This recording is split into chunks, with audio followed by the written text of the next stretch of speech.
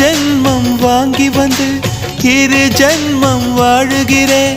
இது என்ன கதை என்று விதி கேட்குதே. மாயமா என் கண்ணீர் மாறுமா? எங்கேயோ தொலைந்த விதை இங்கே வந்து பூத்ததென முல்லை பூ என்றிருந்தேன்.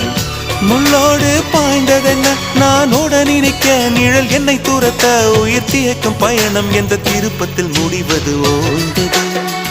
என் கால்கள் ஓய்ந்தது, தீர்ந்தது, கண்ணீரும் தீர்ந்தது. பூசும் மஞ்சள் பூசும் மஞ்சள் பூசிய பூன்று பூமியோடு போன பின்னும் பூத்தது ஏனென்று என் கண்கள் போய் சொல்லுமா?